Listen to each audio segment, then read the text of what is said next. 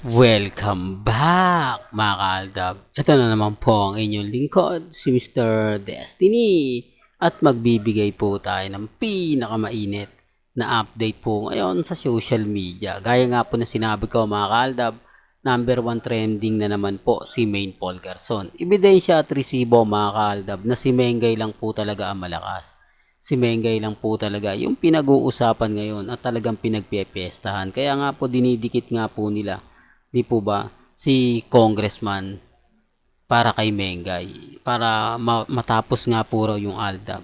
Ito, remind ko lang po sa inyo, base po sa mga nakakalap nating impormasyon na medyo pumapabor na nga po raw ang legit Dabercads sa ALDAB Nation, na parang nanahimik na muna sila ngayon, hindi muna sila nagpapatutsada about kay Congressman Arjo.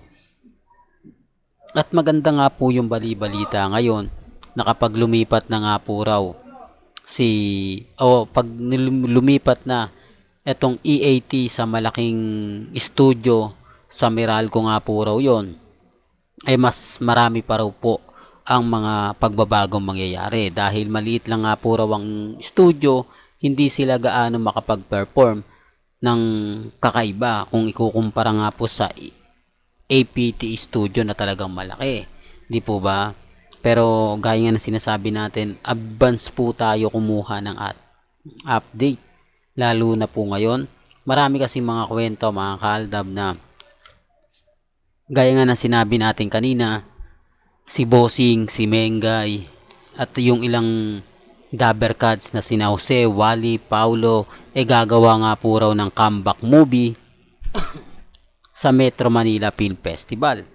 At talagang pinipisil nga po nila si Alden Richards ang maisama. Although siguro baka guest lang po si Alden Richards. Pero mas matindi yun, di po ba, na mag-guest po sa pelikula. Although siguro hindi natin alam kung ano nga po ba yung istorya na yon. Ito base lang po sa mga nakakalap nating impormasyon. Base lang po ito sa mga napapanood natin, napapakinggan natin. Sabi ko nga po sa inyo, dito po sa channel ni Mr. Destiny, lahat po ng mga gusto nyo pong mapanood, mapakinggan, relax lang po kayo. Maging kampante lang po kayo. Kasi ang dami pong mga komento, marami mga sinasabi, marami mga ganito ganyan, di po ba? Kaya nga po ako hindi nagpapa-apekto. Hindi po tayo nagpapahuli, lalo na nga po kapag ang pinag-uusapan natin ang real life couple, di po ba? Kaya sabi ko sa inyo, relax lang, kampante lang. Sa ngayon mga kaaldab, sasabihin ko sa inyo na tayo yung wagi, tayo yung panalo, tayo po yung pinag-uusapan.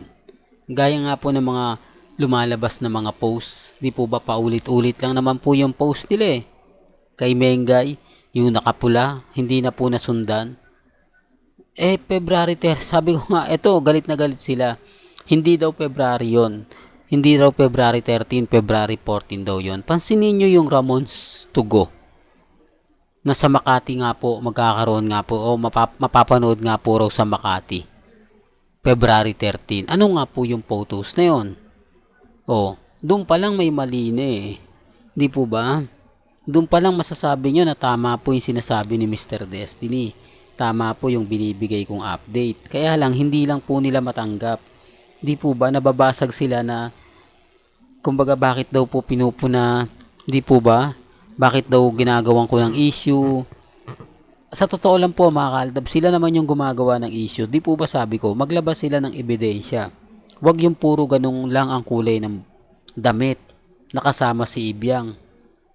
Paulit-ulit lang po yung mga photos para lang po sabihin bago. Itatabi lang yung mga picture sa isa, di po ba, para lang makakuha ng simpatya dun sa isa. Ang ibig kong sabihin, kukuha sila ng anggulo at pagsasama-samahin po, di po ba?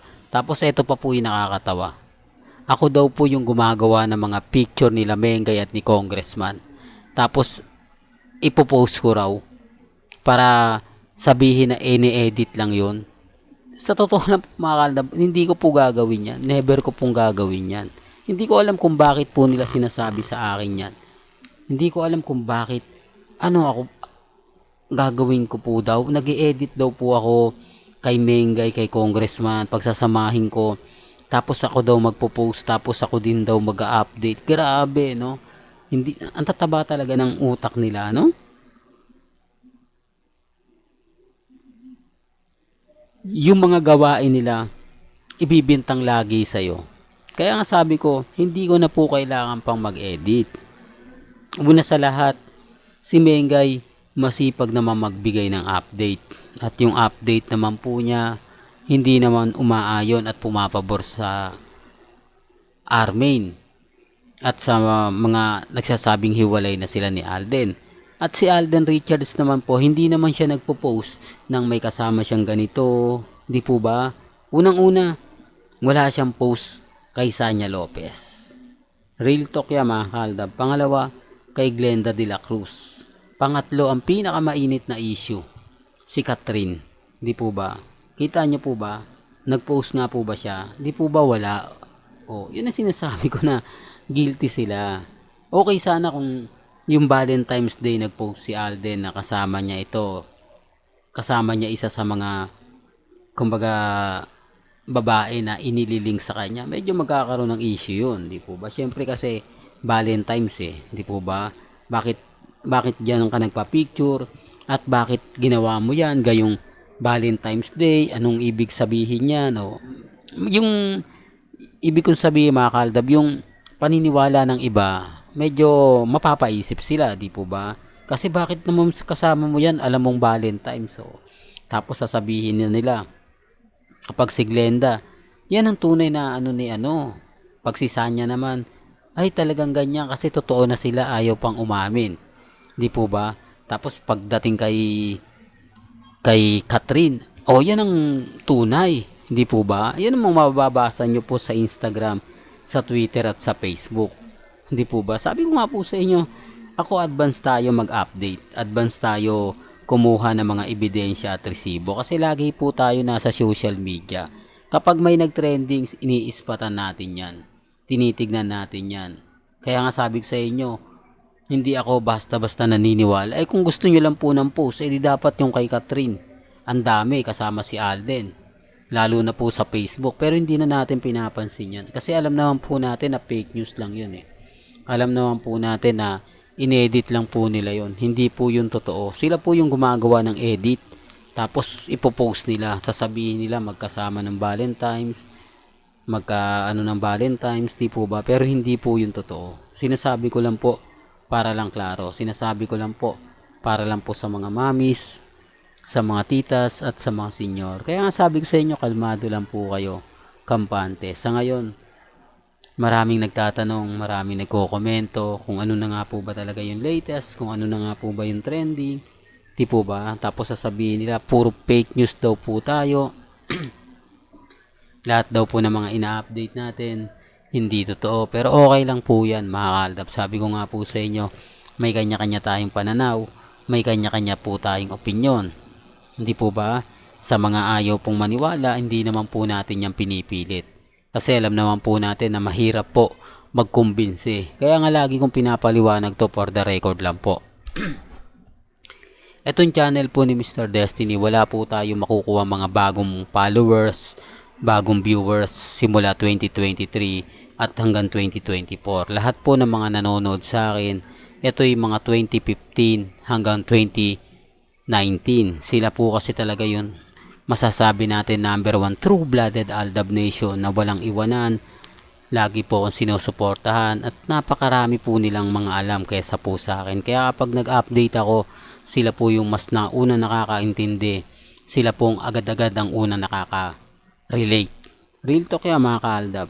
Well, hanggang dito na lang po ang ating latest updates. Kaya kung gusto nyo pa po ng pinaka-latest at sariwang update, abay tumutok lang po kayo dito po sa channel ni Mr. Destiny para updated po kayo sa mga latest at sa mga bagong video po na ilalabas po natin maya-maya lang. Kaya kung bago ka lang sa channel na to at isa kang true-blooded Aldab Nation na nagmamahal po kila Mengay at Tisoy, tama po ang channel na pinuntahan mo. Kaya consider na po kitang bagong subscriber at huwag mong kalimutang i-share ang mga video po natin sa mga mami, sa mga titas, at sa mga senyor. Hanggang sa muli, salamat po sa panonood at pakikinig.